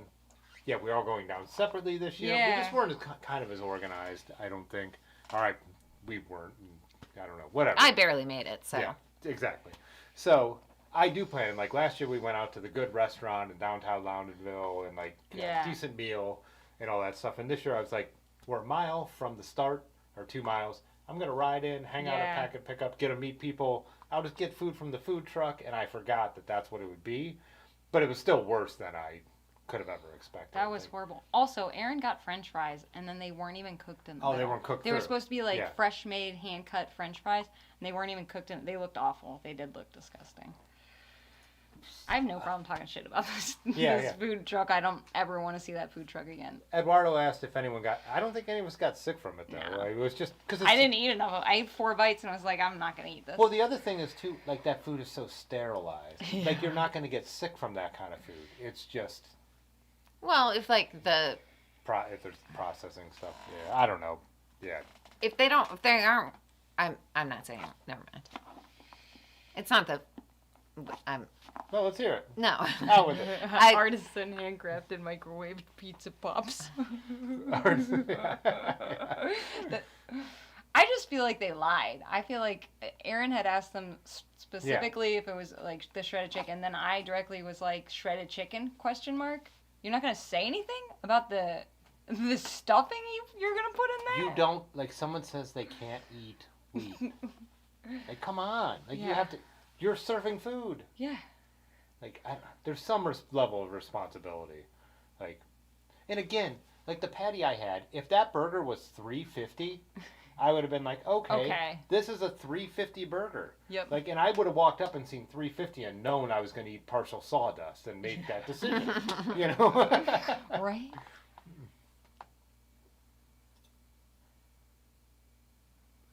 I was reading Pudgy's comment about, the COVID year he signed up for Blackfork. Oh, yeah. I didn't do it the year after COVID year or the year after COVID. So I wouldn't know. We did it 2019, then took a couple years off. So, yeah. Yeah, and Benjamin Barron said ingredients. But then again, like good places do treat it like it's a big deal. But there are still times when people are like, whatever. Because I've definitely been at restaurants with, the Eclipse, when we stopped at the coffee shop and Erin ordered the gluten-free sandwich, and then they just put it in egg patties. Like, Oh, that's That right. wasn't. Well, that's another perfect example. Is like they had a sign talking about their breakfast sandwiches. They're the same breakfast sandwiches you buy that I could buy at Costco. Right. yeah, Like That's that's. wild. that's not a I breakfast mean, sandwich. that's fine. No, it's not a breakfast sandwich at a coffee shop. I That- don't. Yeah. That's not. That's something you microwave. That is not. I don't know. No, I don't. I would just rather them not have a food truck than have that food truck because you have an expectation of some kind of food, and I didn't want. I wished I It didn't said have nothing. to pay money for that. I 'Cause would I have would've rather brought- figure something out. I would have brought dinner, or I would have Yeah. run into town. Yeah. I would have made plans to get food. Yeah, I at least would have wanted to spend my $20 somewhere else. David's going to be our personal race chef. Good. Okay. That'll be great. I'll take it up on it. Yeah, Pudgy's been going off on Blackfork here the whole time, but in general, I think the ride is really well run. It's really well marked. Yeah, I think the actual race is really well done. I have no problems other than the food truck. Yeah. Sorry, Pudgy. Yeah. I actually just And totally disagree. Yeah, I mean, I know you had some experiences, but Mikey was unhappy with the barbecue. I thought it was priced a little high, but the post-race food I thought was good. I So, didn't get it. yeah. I just got distracted. I think it's at least edible. I don't think it was particularly special food. It was was- the same as last year, wasn't it? Yeah. I got it. I last mean, year. it's I didn't have a also- problem with it. I also think like when you like what Grinduro said about their food, I haven't had it. So this is just my But we heard impression. first. I have lots of firsthand. Yeah. Like I've talked to lots of people who have been there, so I haven't just watched like Dustin Klein's video. Like 5 of the Joint Machines guys were literally telling us about that. And there's situation. enough Grindero that, like, I think they're honest. Yeah, like, I don't know. The year we went to Nutmeg and it was at a farm and there were farm fresh egg sandwiches in the morning. Like, Yeah. I'm always going to want the quality of my food to be like that. Yeah. You know, even if it's not a breakfast sandwich, if it's a hard-boiled egg, like, I am never going to have the barbecue at the end of Blackfork and be like, unless it was $5 to $7, I'm never going to be like, this was worth the money, and I probably would want to pay twice as much to have better food. Yes. So yeah, the food when Nutmeg was on the farm was from the farm, and it was pricey, and it was worth it. Yeah. And then every year they do for lunch during the ride, this pizza that is wood-fired pizza, So good. and it's all you can eat. And the ticket is expensive, and I always hear these people say, "Well, I'm not going to pay for that." I'm Yeah, like, what was it? It was like You're- $40 or something. "You're missing out." Yeah, you really are. Because it's that Neapolitan style thin stuff where you can eat 25 pieces of it, and you want to try every single kind they're making. I wish I had tracked how many pieces I'd eaten. Yeah, Because every year I've gone. It's same. Just Ben and I were trying to keep track of how many pies total. I think I got up to 4. And I would have eaten more. I felt greedy. $30, Pudgy Yeah. said. Yeah, totally worth it. I- Best $30 I've ever spent Oh in my yeah, life. yeah. It was I think so that there good. are just people that either don't like food, they've never been exposed to it, they don't really understand how much it could impact somebody's experience. They might be somebody who, you know, like all my dad does is talk about the price of food. Now, he would not be happy with the hot dog I ate, but he would also not be happy with the food that I spend my money on. Yeah. So, Yeah. I mean, I do get that I don't know. It's just always disappointing to me when people don't plan for good food. And yes, I agree on brown bagging it, but Yeah. like I said, my shit was not together last week, and I only bought granola bars because I had to go back out to the dollar store to buy some AA batteries for the automated cat feeder. Otherwise, I wouldn't have even had granola bars. Yeah, I would say too that I think there's because I do talk to a lot of people the night before at Blackfork, but I think that it is so much more of the racing mentality than like Hodag or Nutmeg or Higher Ground, where people are making a weekend out of it. Yeah. That I don't think many people have complained because people aren't there to hang out on Oh, I Friday. totally agree. And this year Yeah. they had music and they were giving away free beer from that good brewery in Powell, Ohio. Noctera? Noctera? Yeah. Yeah. And that was great. The people who worked there were great. Met the Oh, one, yeah. their marketing guy, videographer, photographer who makes YouTube videos as well. So it was really, really cool. But it's not the vibe yet. Yeah. And I feel like if they had pushed that more, a lot of people would complain. Just like obviously a lot of people complained about there's some bad etiquette here. And this year they put it in the email. And maybe more people saying like, we would be there on Friday night and sit around and enjoy this experience. And actually, you don't even need to give the beer away. We'll pay $5 a beer. For a good beer. Like, make that part of the experience for the people who aren't racing, Yeah. or even the racers. If there's good food and you could sit there and hang out after packet pickup. But it is something that was born out of a mountain bike race. So it's definitely a different vibe. And it's not a huge event, but it does seem like they could at least do maybe one more food truck, because I was thinking like Blackfork was 5,000 people, and I think they had like 6 food trucks. So it's like you can't have the expectation that Blackfork is going to have a bunch of food trucks. Yeah. But I think, Wait, you said Blackfork. What did Barry. Barry had? 5. Okay. Barry had, yeah, and maybe they might have even had more than that. But I mean, a huge difference in population. I mean, I think it is challenging also because food trucks have a hard go of it when they go to an event, Yeah. and you don't know Yeah. how much you're gonna sell, which is what, again, it adds to the administrative burden of having an event. But like, that's why for Nutmeg they always ask, like, you're not pre-ordering, but do you intend to buy food? Yeah. And what would you Yes. probably going to Yeah. order just to help the food trucks plan a little better? Yeah. So, I mean, it is challenging, but. Oh. He follows that up with saying that it was also one of the most expensive tournaments in the U.S. Yeah. Pudgy, I think we're going to do a Joy Machines camp out. They've been doing them the last number of years, and they just announced it today on Instagram. So check that out.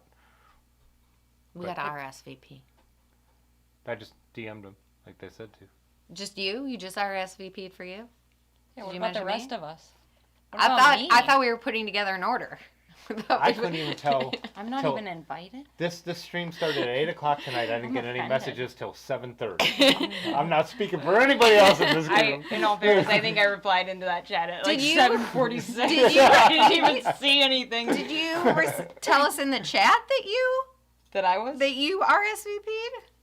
No. Audacity. I had a stream to get. I was planning for it. So, But who will be on your stream when we're talking about this Memorial Day? Yeah, you'll be the only one you of can us talk who about goes it. out to Roll West the Branch. Akron, all alone. because we didn't RSVP because there wasn't enough communication like when there's a pothole. I'll have the Joy Machines guys come on. Rusty, you're invited. Well, he won't be riding yet, will he? Broke his I collarbone. don't know. Give us an update, Rusty. Yeah, Rusty, how's your collarbone doing? Who doesn't love a broken collarbone?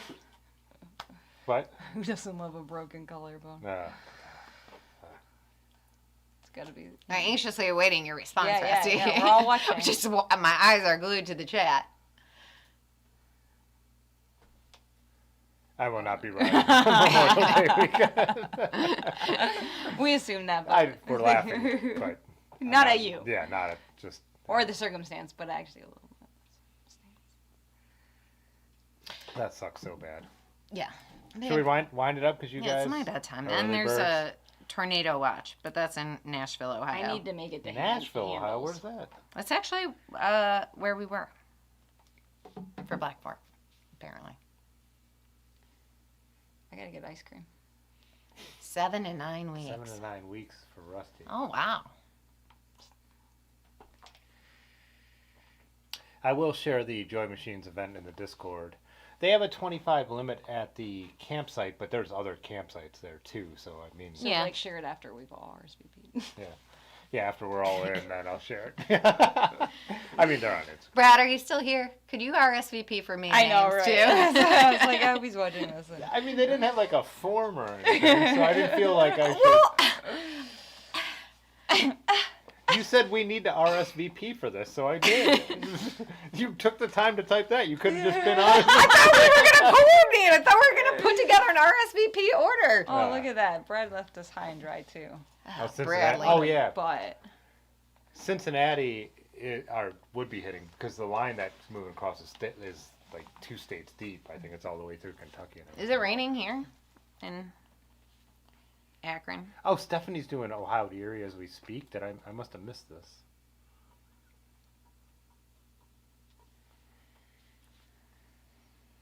Oh, she was in Canal Fulton earlier. Okay, out on the Ohio to Erie Trail touring, then hit the Dollar Tree for supper. I thought it was a food comment and Supper. didn't like.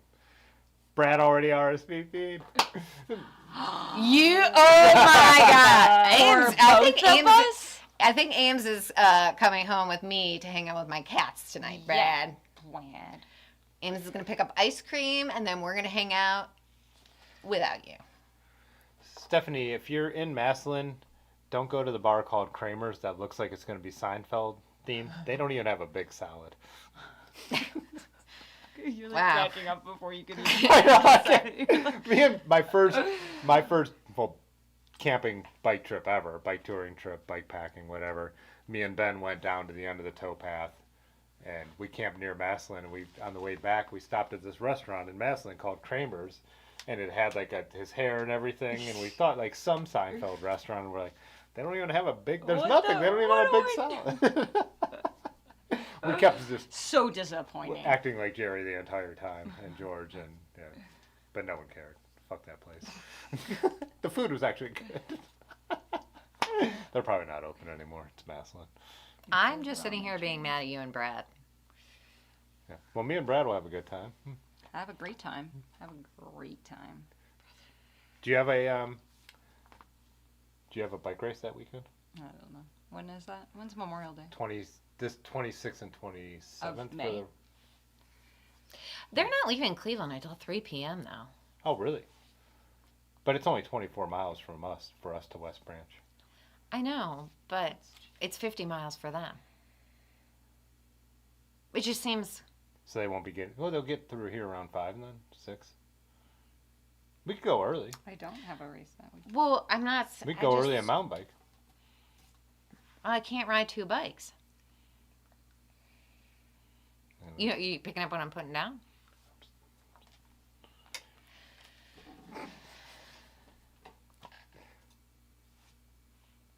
Second, Brian said that storm system dropped 8 tornadoes there last night. Where is Cycling Brian? He's down in Oklahoma. That sounds Is like Oklahoma down? Way down. Down in west. I just think west when I think Oklahoma. But it's not straight across west. What does that mean? Oh, Brad. But Brad, I don't feel like you've answered whether or not you are SVP'd for Ames yet. Yeah. Oh, Rusty's got a pick. Did you see what Benjamin, Ben just I wrote? don't believe you. You're better. He's just, Why are you such a he's button just pusher? trying to start stuff. That's how he lives. Let's see. Oh my gosh. Ooh. They get in there for collarbones? What do they do? Why do they have Did to he go get in a there? plate then? Oh. I must thought have he gotten a said he plate. didn't. When Calendar's open, babe. He has my calendar, that's why. Oh, Farley said Cosmo's Grill still open. Do you agree? Food's good, but no Seinfeld references? Were they already trying to see? shitty around. Are you trying to... Where is it? May 27th. Okay, so I got a message. Oh, now Ben's doing it for you guys. That was pretty... Thank you.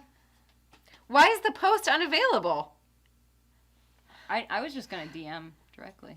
I know, but I was going to go to DM through the post. Oh, gotcha. Oh. The not shitty route is closer to 40 miles from Akron. Yeah, I don't know. Maybe I wouldn't be opposed to leaving in the morning and riding on our own so we could mountain bike, even if we just went a little bit on the on our gravel bikes. It's super brutal at West Branch, though. Yeah. I did on the Gunner. You are the one that lamented. Are we going to do the quarry trail? I'm never doing the quarry again.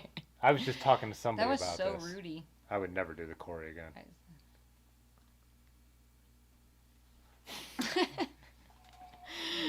Oh, Rusty said a plate and a few pins. Surgery happened 6 days after the crash. Oh, I think we talked after you went to the ER, but probably before you saw a real doctor. Bummer, Yeah. man. Not that emergency room doctors are not real doctors. Yeah, they're Yeah. just That's not what I meant at all. An emergency room doctor is an angel. Yeah, my friend Wes's dad was an emergency room doctor. Died of cancer. I can't believe we disparaged him. It's all true. I want to try something new. There is a race. It's definitely. It's not a beginner gravel race though. Baiting the Shark though. If people want to do the next race of the Ohio Gravel Race Series. Which one? Who's next? Baiting the Shark. Where's that at? Baiting the shark? It's 2 weekends from now, I believe. Let me double check. It's in my calendar. The 18th. Baldy said any beginning gravel races coming up. Do they have an easier, or a lower mileage one at that? Let's see. I don't know. I should be pulling it up on here. Here it is. Baiting the shark. I feel like if I Google image search that, it's going to be something gross. Nickel. Ohio. How did I caps lock this? Ohio Gravel Grinder is baiting the shark. Yeah, they've got a 21 called the baby. Oh, I forgot that they did this. So it's the baby fin, the short fin, and the long fin. So 21 miles, 35 miles, and 50 miles. People who make websites like this should be shot on site. I cannot remember where it's at though. I feel like all these races were like in the same area. Let's see what the short fin looks like on Ride with GPS. So, Waldy, how many? Well, that is not a beginner's ride. No, it was a 37.8. pretty difficult course, and it rained last year. 3,100 feet. Where are we in Ohio? I don't know, but zoom back out. Oh, is this Utica? Do you have a joke about that? Oh, that's right. It's near. All of them are like near Coshocton. Oh, A where lot the of them. Coshocton Dome is? The Coshocton I think Dome. I might have stayed in Coshocton. Oh, so this isn't that far from the last one. Mount Vernon's right here. No, they're all either in this area Howard. or You know, it's up by Howard where I went to the raccoon dinner bit. Yeah, I do know. Oh, no, that was in Danville. Sorry. Danville, right here. Roughneck Roubaix is all. Roughneck Roubaix is actually a great one. New but- Philly. So this is probably It's a. You know what? It's probably as hard as Black Fork. just like an hour and 45 minutes from here, probably. Yeah, I checked my Strava. It was Closer to Columbus. 53 miles and 5,400 feet of climbing. They did have an even shorter one, though. Yeah, The 21 miles. Funk Bottoms. Funk Bottoms is super fun. Oh, but not look, for there's beginners. There's one massive climb in here, huh? Even on the short one. Mm-hmm. But that's a little more acceptable. 25 But- miles, 2,100 feet. Yeah, that's. Let's see what the actual race looks like. 4,700 feet. Yeah, but that's Ride with GPS is always so under the elevation. Oh, is it? Yeah. These climbs look long, though. Yeah. And this is all gravel, a little bit of road. Wait, I was staring at this. Did you say it's harder or less hard than Blackfork? It's about as hard. Oh, yeah, And that the descents, well, it rained last year, so it felt super sketchy because you're just like, I just remember a lot of the descents had like turns and they were like windy, and you're like, I'm gonna fucking die. Funk Bottoms, yeah, that's 100 miles, right? On the And- Black Fork roads. And want to talk about like climbing. Jesus. Oh, Red Eagle. People really like that one. I I just think it's expensive. For Is a it ride. expensive? It's like $70. Yeah, it's What it's kind a- of food do they have, though? I don't remember any food. Oh, Oh. they had free chili.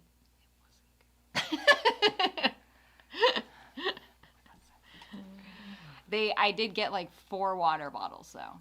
So Shimano showed up with a bunch of free water bottles, and I was in desperate need. Yeah, event-wise, I mean, besides probably doing the Joy Machines, like, which is more of a social event, don't really have anything on. Like, during the summer, I don't really do any events. Sure. We just do our own thing because we have our trip in the middle of the summer, and yeah. I don't know. Well, you're a racer. Yeah. You do a lot of events. Yeah, I try to do them. I do fun. spring and fall. Like, I do events in the spring and I do events in the fall. And over the summer, I don't think I really do anything organized at all. Do we? Ever? Not really. I do think though that if Oh, is somebody was McLean the looking one for that was like, if dangerous? somebody hasn't done a gravel race ever before though, Red Eagle is probably a really good one though. It's in Geneva. It's relatively flat, but gives you a real good taste of what gravel is, I think. Road Apple would be a good one too. It's already for passed, sure. but Road Yeah. Apple is a very good beginner gravel event because, well, they don't even build as gravel. Mm-hmm. There's a lot of chip and seal. There's just a lot of country roads, but yeah, just to dip your toes in, if you will. It's far off, but what about Magnolia? I haven't done Magnolia. People love Oh, Kelly loved Magnolia. I love so- Magnolia. I love Magnolia. So I feel like the easier one. This is Ben asking. Is Ben this, asking you McLean. was McLean McLean is the one that so you said was hard. actually dangerous? It's pretty. You didn't want to say that it was dangerous, but you were like scared. Yeah, I was definitely. That was the most difficult course I've Yes, ever raced Edmund? before. What do you need? He hasn't had dinner yet, but he hasn't finished lunch or breakfast. So I mean, I'm trying to see when Roughneck is. Roughneck Roubaix is in Oil City, Ohio, and it is a great. Pennsylvania? Is that? yeah, Oil City's Is it in more PA. PA? Yeah. But they have. That's up by where Jake's Rocks is. Yeah. Yeah, but they last year it was like at a brewery, and it had like outside like the venue was just incredible. It was really easy to get a place to stay. There was tons of food. It was that event needs a little bit more publicity because it's super fun. It has a great environment as well, and good food. Ben was thinking of going up there, but what happened? It just didn't. Maybe it already took too much time off. Ben? My Ben. I don't know. Let's see. He had been talking about that one last year. I'm my guy. Oh, it's May 25th. Oh, because it collided with the campouts. Yep, that makes sense. Edmund, hop All up right, here Randy, and good say night. goodnight. Hop Well- up here and say goodnight. We were going to wind it up 20 minutes ago, and then we got into other events. Talking about other. Come here, my guy. Hop up. What are they? Magnolia is great. Magnolia is great. Come on. Everyone says Magnolia is beautiful. I think I've always, and a few people brought it up in the comments of the Discord, I've always had a photo shoot. When is Magnolia this year? It's usually towards the end of the season. See, Magnolia. Yeah, Oil City is also Titusville is where that roughneck is. It Come is here, gorgeous sweetum. out there. I'll give you a scoop. I'll give you a scoop. Whoa. We rode a little bit of the Magnolia roads on our way when we did that 100-mile ride down to Tuscazor. Went through that area a little bit. I can't believe no one's made a ride out of the Woolly Pig. That gravel grinder route out down there, Ohio Gravel Grinders. You want to do it? I'll be the event director. You want to organize an event? I'm good at organizing events. All I don't want to talk to the people during the event. Oh, but I'll be like, I can organize an event. I'm the PR you realize guy. that that's basically what a farmer's market manager Yeah. does. You do all the logistics and I'm the PR person? Yeah, exactly. Probably make that work.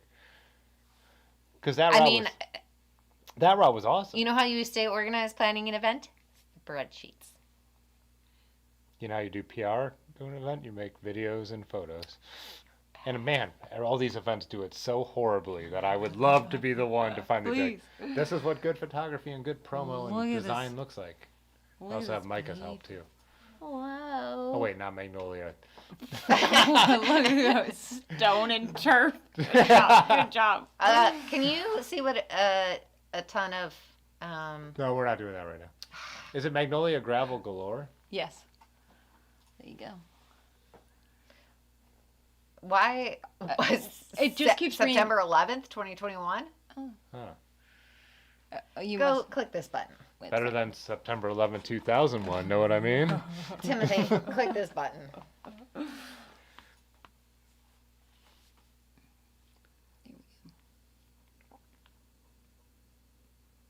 Yeah, it's part of the gravel series too. There you go. September 14th this year, I think. I feel like September 9th. we had something that can. 2023. Hodag. This is last year. We were at Hodag last yeah. year for it. So it's around the weekend of September 9th. Probably the 10th or whatever. I heard people say they didn't do McLean because they have kids now. Danger. I don't understand that question. Like it's. Is it a back? party in the back? Sure. Yeah, I mean, that's me. I mean, Yeah, right? have a good time. Tony, Scott, they're out having Yeah. fun. Tony usually carries beers on his bike. I don't know.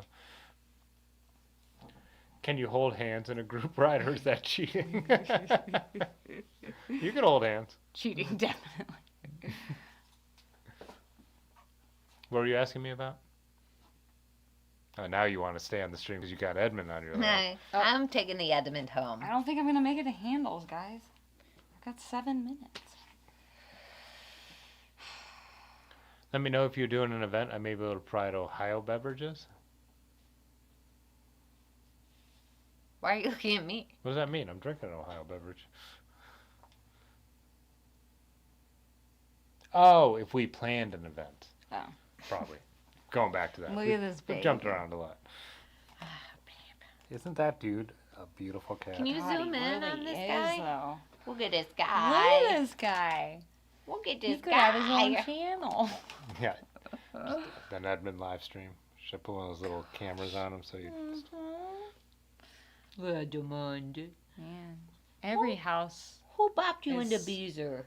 better off with a kitty. Yeah, that's... Look how much joy these cats bring. Tried to hold off and now I love this guy. What a guy. What a guy. Last night I was laying in this morning I was laying in fetal position, and by this morning I mean 5-ish. Before I was laying on my back and he was laying in my lap, and he was so cute. But I'm like, I need to move. Someone who moves in my sleep, so I'm like, I need to lay. So I like move him next to me, and then he goes kind of towards the end of the bed. I'm like, you couldn't just stay right here. Whatever. Cats, they do what they want. So I get into the position. Then he crawls back on me, onto my arm with his little paws over my shoulder, like dug in so he could like hang on because he's too big for that. And just sleeping, I'm like, okay, I guess this is the way it is. This is though. what it is. Good thing is he got real hungry in about 10 minutes after that, and then he's just meowing in my face. Meow. But the bean this morning, she woke me up by giving me tiny little nibbles on my ear. I was 5:30. My cat puked today. Sometimes they do that too. Yeah. David will cook. Well, the thing would be, We got food, we got drinks. the good thing about if we could get Woolly Pig involved, they have that big outdoor space that's awesome, and they usually do food trucks, so good food trucks, as we've known. So, all right, David. Good night. Fine, David. Bye. Yeah. Jeez. Jeez, go to bed. Yeah. Ruin my viewership. Why don't you? Did everyone hit that like button yet?